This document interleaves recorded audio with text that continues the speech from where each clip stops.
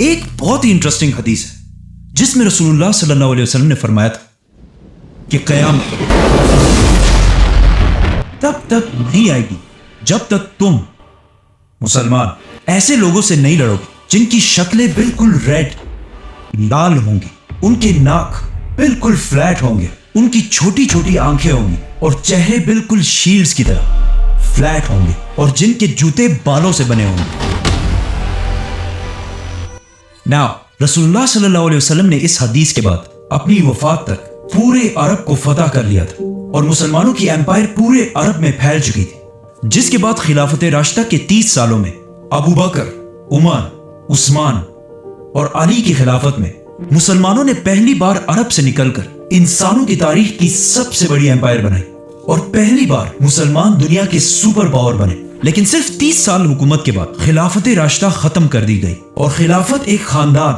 بنو امیہ کے کنٹرول میں آئی، جنہوں نے پھر مسلمانوں کی اس ایمپائر پر 90 ایئرز تک حکومت کی اور اسے راشدون خلافت کی اس سائز سے بڑھا کر اتنے علاقے تک پہنچا دیا۔ امیہ خلافت نے اتنے بڑے علاقے کو تو فتح کر لیا تھا، لیکن بنو امیہ کی خلافت میں ایک بہت بڑا مسئلہ تھا کہ یہ خلافت صرف اور صرف عربوں کی تھی، جس میں نان عرب لوگوں کی کوئی حیثیت نہیں تھی۔ اس حد تک عرب کہ اتنی بڑی ایمپائر کے باوجود عرب ہمیشہ اس پوری ایمپائر میں باقی عوام سے بہت کم ملتے تھے اور کسی نان عرب کو عرب سے شادی کرنا امپاسبل تھا، اور بنو امیہ کی گورنمنٹ میں سارے پوسٹ صرف عربوں کے پاس تھے۔ یہ اسی طرح تھا جس طرح آج UAE اور سعودی میں پاکستانیوں اور انڈینز کو ٹریٹ کیا جاتا ہے۔ اس سب سے تنگ آ کر امیہ خلافت کے خلاف ان کے ملک کے اندر سے ہی بغاوت ہوئی اور ایک اور خاندان عباسیوں نے خلافت سنبھالی، جو رسول اللہ صلی اللہ علیہ وسلم کے چچا حضرت عباس رضی اللہ تعالیٰ عنہ کی اولاد تھے۔ اب عباسیوں کے ٹائم پر ہی مسلمانوں کی طاقت اپنی پیک تک پہنچی، جسے ویسٹ میں اسلامک گولڈن ایج کے نام سے جانا جاتا ہے، جب بغداد عباسی خلافت کا کیپٹل دنیا کی سب سے طاقتور سٹی تھی۔ عباسی خلافت نے دنیا کی سپر پاور ہونے کے ساتھ ساتھ ایک بہت ہی یونیک کام کیا کہ انہوں نے اپنے کیپٹل بغداد کے اندر دنیا کی سب سے بڑی لائبریری بنائی، جسے ہاؤس آف وزڈم کہا جاتا تھا، اور اس لائبریری کو دنیا کی بہترین کتابوں، سٹوریز اور پوئٹری سے بھر دیا، جس کی وجہ سے دنیا کے سارے انٹلیکچوئل لوگ، سائنٹسٹ، پوئٹس، آرٹسٹ، سب اپنے علاقے چھوڑ کر یہاں اس سٹی میں جمع ہونے لگے۔ عباسی خلیفہ نے اس ہاؤس آف وزڈم میں ایک پورشن ٹرانسلیشن کے لیے بنایا تاکہ یہاں پر لوگ بیٹھ کر دنیا کے پرانے عظیم لوگوں کی رائٹنگز کو عربی زبان میں ٹرانسلیٹ کر سکیں، اور جب یہ ٹرانسلیشن شروع ہوئی تو آہستہ آہستہ عربی زبان دنیا کی سب سے طاقتور زبان بننے لگی، جس طرح آج انگلش زبان ہے۔ عباسی خلافت نے دنیا میں پہلی بار سائنٹسٹ کو اپنے ریسرچ کرنے کے لیے فنڈنگ کرنا شروع کی، جس کی وجہ سے دنیا میں بڑے بڑے مسلمان سائنٹسٹ سامنے آئے، جیسے کہ بغداد کے اس ہاؤس آف وزڈم کا ہیڈ جس کا نام تھا الخوارزمی، A man named Al-Khwarizmi جنہوں نے پہلی بار دنیا میں الجبرا انٹروڈیوس کیا، was one of the greatest mathematicians of all time, a Muslim, worked in the golden age of Islam. جو آج بھی دنیا کے سائنس میں بہت بڑی امپورٹنس رکھتا ہے۔ عباسی خلافت میں سائنس کے ساتھ ساتھ آرٹس بھی بہت آگے بڑھا، اور اسی دور میں الف لیل و لیل جیسی کتاب لکھی، 1001 Nights. جس میں ایسی سٹوریز لکھی گئی جن پر آج تک ہالی ووڈ میں موویز بنائی جاتی ہیں۔ فار ایگزامپل الادین، علی بابا، They all know about Ali Baba. اور سمباد وغیرہ۔ ان شارٹ مسلمان دنیا کے سپر پاور تھے اور انہیں چیلنج کرنے والا دنیا میں کوئی بھی نہیں تھا، لیکن جب بھی ہسٹری میں کوئی ایمپائر اس لیول تک پہنچتی ہے تو اس سے آگے صرف ایک ہی راستہ ہوتا ہے، ڈکلائن۔ ہوا یوں کہ عباسیوں سے پہلے امیہ خلافت ایز وی نو کہ صرف عربوں کی خلافت تھی، لیکن عباسی خلافت امیہ سے بالکل اپوزٹ تھی۔ مطلب اس خلافت کے دور میں ایمپائر کے ہر کونے سے لوگ گورنمنٹ میں شامل تھے، پرشینز، ٹرکس، گریک، سب، اور ایک عباسی خلیفہ نے تو ترکوں کی ایک بہت پاورفل فوج بھی بنائی، سلجوق فوج، اور یہ فوج ٹائم گزرنے کے ساتھ ساتھ اتنی سٹرونگ ہو گئی کہ اس نے عباسی خلافت کو مضبوط کرنے کے بجائے خلافت کا سارا کنٹرول اپنے ہاتھ میں لے لیا، جس کے بعد خلیفہ صرف ایک نام کا خلیفہ تھا اور ملک کی ساری طاقت سلجوق فوج کے پاس تھی۔ یہ ایسا ہے جیسے آج کسی ملک کا پرائم منسٹر صرف نام کا پرائم منسٹر اور ملک کی ساری طاقت کسی اور کے پاس ہو۔ سوری، سلجوق فوج کے کنٹرول کے بعد اسی فوج کی وجہ سے آہستہ آہستہ عباسی خلافت کمزور ہوتی گئی اور ان کی اس اتنی بڑی ایمپائر میں ہر طرف بغاوتیں سٹارٹ ہونے لگی، جس سے آخر یہ اتنی بڑی ایمپائر چھوٹے چھوٹے حصوں میں ڈیوائیڈ ہو گئی، جس کی وجہ سے مسلمانوں کے ہاتھ سے پہلی بار فلسطین چھین لیا گیا۔ اس سب سے بہت سال پہلے پہلی خلافت میں جب حضرت عمر رضی اللہ تعالیٰ عنہ ان سارے علاقوں کو فتح کر رہے تھے तो उन्होंने क्रिश्चियंस की सबसे होली सिटी जेरूसलम को भी फतह कर लिया था। उसके बाद अगले 450 साल तक किसी की भी हिम्मत नहीं हुई कि वो फलस्तीन मुसलमानों से ले सके। लेकिन जब अब्बासी खिलाफत कमजोर हो गई और मुसलमान बहुत छोटे हिस्सों में डिवाइड हो गए, तो इस टाइम का यूरोप के क्रिश्चियंस ने फुल फायदा उठाया और यरूशलेम फलस्तीन को मुसलमानों के हाथ से छुड़ाने के लिए एक बहुत बड़ी जंग स्टार्ट की, the crusades. The mightiest battle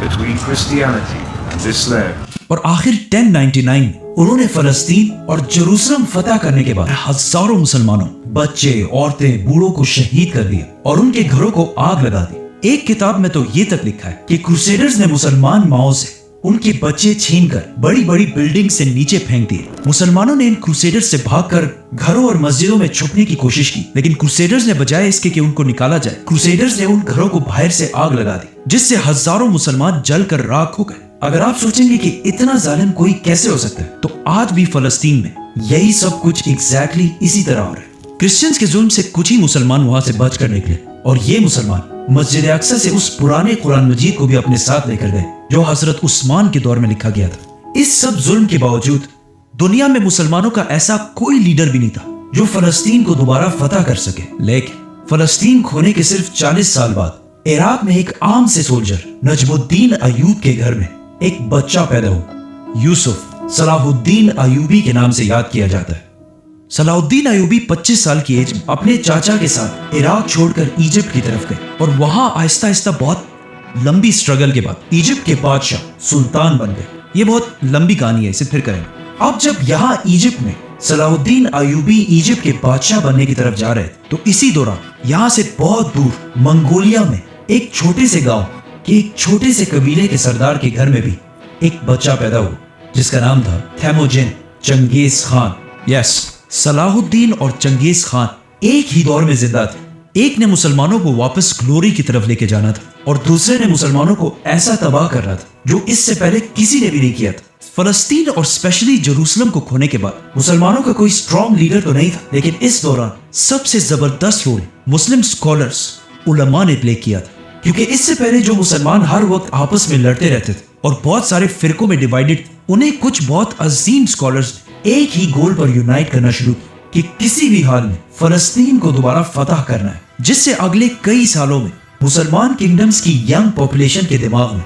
ये बात बहुत अच्छी तरह बैठ गई। लेकिन फिर भी मुसलमानों का ऐसा कोई एक लीडर नहीं था जो मुसलमानों को यूनाइट करके क्रिश्चियंस पर हमला कर सके। आखिर सलाहुद्दीन अयूबी ने इजिप्ट का सुल्तान बनने के बाद पहले तो क्रिश्चियंस के एक ग्रुप से डील कर ली कि अगले 10 साल तक बिल्कुल अमन होगा और हम एक दूसरे पर हमला नहीं करें, ऑलमोस्ट सुलह हुदैबिया की तरह। इन 10 सालों को यूज करके सलाहुद्दीन अयूबी ने पहले मुसलमानों को यूनाइट करना शुरू किया और फिर आखिर इस सारे इलाके को फतह करने के बाद आप सलाहुद्दीन अयूबी दुनिया के सबसे ताकतवर मुसलमान बादशाह बन चुके और दुनिया के सारे मुसलमान फलस्तीन को फतह करने के लिए सलाहुद्दीन अयूबी की तरफ देखने लगे। आखिर सलाहुद्दीन अयूबी ने अपनी फौज लेकर क्रूसेडर्स पर हमला कर दिया और साल 1192 में जेरूसलम को मुकम्मल तौर पर फतह करके सिक्योर कर लिया। 1192 मुसलमानों की तारीख का बहुत इंपॉर्टेंट साल था, क्योंकि इस साल एक तरफ सलाहुद्दीन अयूबी ने इतनी बड़ी फतह हासिल की और दूसरी तरफ शहाबुद्दीन गौरी ने इंडिया पर हमला करके इसे फतह कर लिया और दिल्ली सल्तनत की बुनियाद भी रखी। अब ऑलमोस्ट 100 साल बाद मुसलमान आखिरकार दोबारा थोड़ा स्टेबल होने लगे और मुसलमानों की खोई हुई इज्जत भी उन्हें वापस मिलने लगी। लेकिन अब जब मुसलमानों को थोड़ी कामयाबी मिल चुकी थी, तो इस सबसे 600 साल पहले रसूलुल्लाह सल्लल्लाहु अलैहि वसल्लम की कही हुई हदीस के पूरे होने का टाइम आ चुका था। तो इस सबसे बहुत दूर चंगेज खान ने मंगोलिया को यूनाइट कर लिया था और बहुत तेजी से हर तरफ अपनी ताकत बढ़ा रहा था। चंगेज खान का असली नाम तेमुजिन और उसका बाप मंगोलिया के एक छोटे से कबीले का सरदार था। लेकिन तेमुजिन के बचपन में एक दूसरे कबीले ने उसके बाप को सीक्रेटली जहर देकर मार दिया था, जिसके बाद तेमुजिन और उसका पूरा खानदान बहुत सख्त जिंदगी गुजारता रहा। और कहा जाता है कि एक वक्त पे तेमुजिन चाइना में किसी और का गुलाम बनकर भी रहा, लेकिन फिर तेमुजिन ने आखिर वापस मंगोलिया आकर अपने कबीले को यूनाइट किया और आहिस्ता आहिस्ता उसकी ये मंगोल एम्पायर बढ़ने लगी और इतनी बड़ी हो गई कि मंगोलियंस ने तेमुजिन को एक बहुत बड़ा टाइटल दिया, चंगेज खान, जिसका मतलब है सबसे बड़ा बादशाह। खान, ये नाम खान इससे पहले टर्किश जबान में भी यूज किया जाता था, लेकिन चंगेज खान की वजह से ये नाम पूरी दुनिया में हमेशा के लिए फेमस हो गया। मतलब कुछ सर्वेस के मुताबिक آج دنیا میں 2.5 کروڑ لوگ ایسے ہیں جن کے نام میں خان آتا ہے، جیسے کہ شاہ رخ خان، عامر خان اور آف کورس عمران خان۔ منگولیا کو آج بھی اگر دیکھا جائے تو ایک بہت ہی غریب اور عام سا ملک ہے، اور اس زمانے میں تو اس سے بھی بہت زیادہ کمزور تھا۔ اسی لیے چنگیز خان کے اس ایمپائر کے بننے کے بعد بھی منگولیا کے نیبر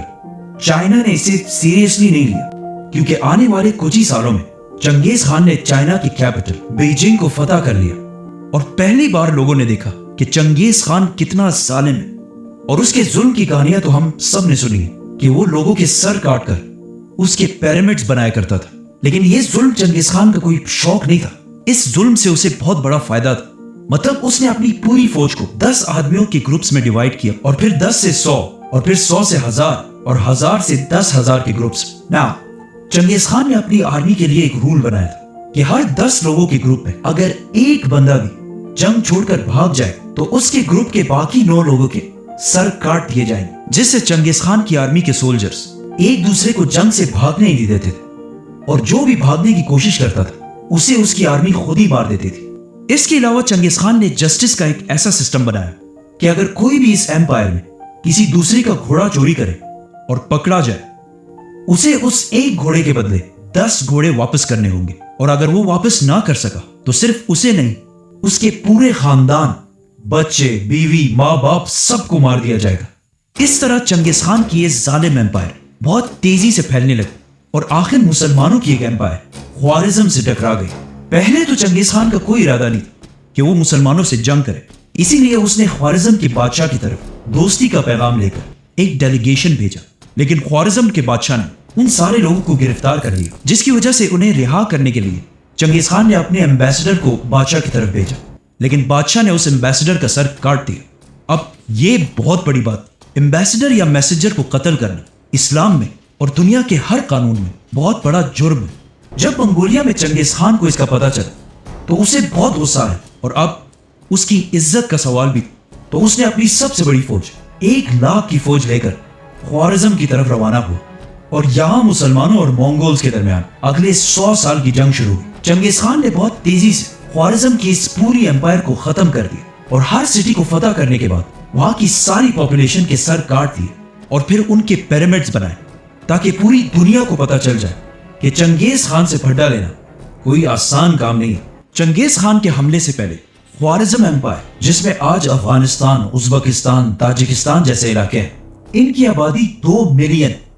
20 لاکھ کے قریب تھی، اور چنگیز خان کے حملے کے بعد اب یہاں کی آبادی صرف 2 لاکھ رہ گئی تھی۔ مطلب چنگیز خان نے 18 لاکھ مسلمانوں کو شہید کیا تھا۔ ان علاقوں کو فتح کرنے کے بعد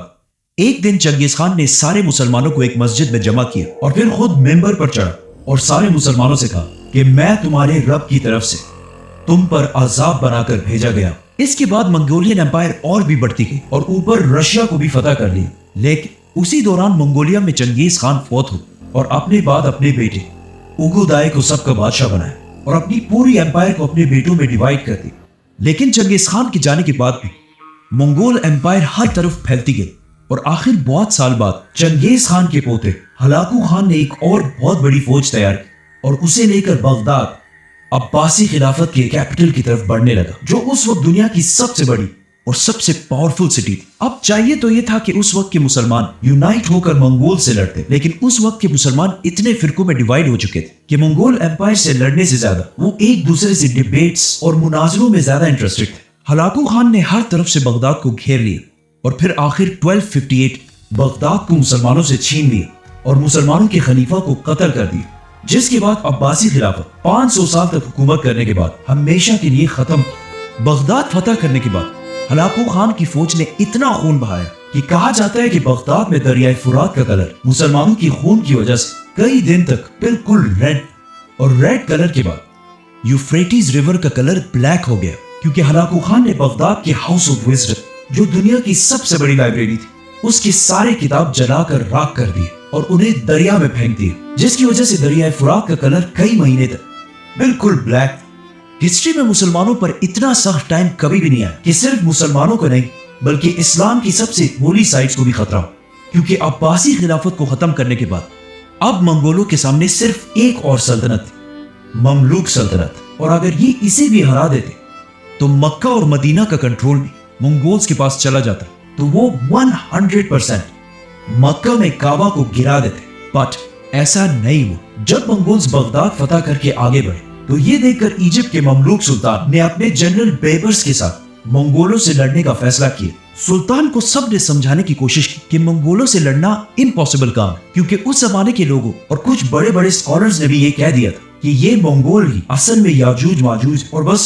इसके कुछ ही अरसे बाद कयामत आने वाली, तो इनसे जीतना नामुमकिन है। लेकिन फिर भी सुल्तान और उसका जनरल बेबर्स मंगोलों के खिलाफ एक फौज जमा करने लगे। अब इसी दौरान मंगोलिया में हलाकू खान का भाई, जो उस वक्त पूरे मंगोल एम्पायर का बादशाह था, मार दिया गया। तो हलाकू खान मजबूरन अपनी बड़ी फौज लेकर वहां से वापस चला और एक छोटी फौज को यहाँ पर छोड़ा। और आखिर फलस्तीन में एन जालूत के मकाम पर मंगोल्स और मुसलमानों की फौज आमने सामने हुई। ये एन जालूत इलाका फलस्तीन में है और इसे एन जालूत इसलिए कहा जाता है क्योंकि यहूदियों के मुताबिक ये वही एग्जैक्ट जगह है जहां पर इससे हजारों साल पहले दाऊद अलैहिस्सलाम ने एक बहुत बड़े वॉरियर जालूत को हराया था। और अगेन अब हजारों साल बाद यहाँ एग्जैक्टली ऐसा ही हुआ कि कमजोर मुसलमानों ने पहली बार द ग्रेट मंगोल एम्पायर को बहुत बुरी तरह हरा दिया और मंगोल एम्पायर की एक्सपेंशन को हमेशा के लिए रोक दिया। मतलब ये जंग हारने के बाद मंगोल एम्पायर कभी भी इससे आगे नहीं बढ़ी। ये थी मंगोल्स और मुसलमानों की जंग, जिसका इससे बहुत साल पहले रसूलुल्लाह सल्लल्लाहु अलैहि वसल्लम ने पहले ही बता दिया, जो आखिर एन जालूत की जंग के साथ खत्म हो गई। लेकिन फिर भी मुस्लिम दुनिया के एक बहुत बड़े हिस्से पर मंगोल्स का कंट्रोल था और उन्हें दुनिया में कोई भी चैलेंज नहीं कर सकता। लेकिन फिर आहिस्ता आहिस्ता यही मंगोल यहाँ के रिलीजन इस्लाम को स्टडी करने लगे और आखिर इतना इम्प्रेस हुए कि सारा मंगोल खानदान जो इन इलाकों में आबाद था मुसलमान हो गया और ये सारे इलाके दोबारा इस्लाम के कंट्रोल में आए। अगर आप चंगेज खान की औलाद के सारे नाम देखें तो पहले इन सारों के नाम बिल्कुल मंगोल नाम, जैसे कि ओगदाय, जोची, हलागू। लेकिन आहिस्ता आहिस्ता इनके नाम मंगोल से मुसलमान नाम होने लगे, जैसे कि मोहम्मद, तैमूर, यूनुस और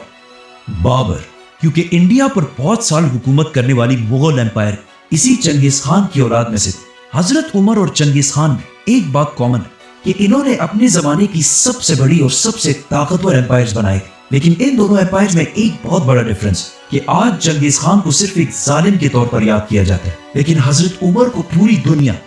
एक ग्रेट लीडर मानती है। सब्सक्राइब।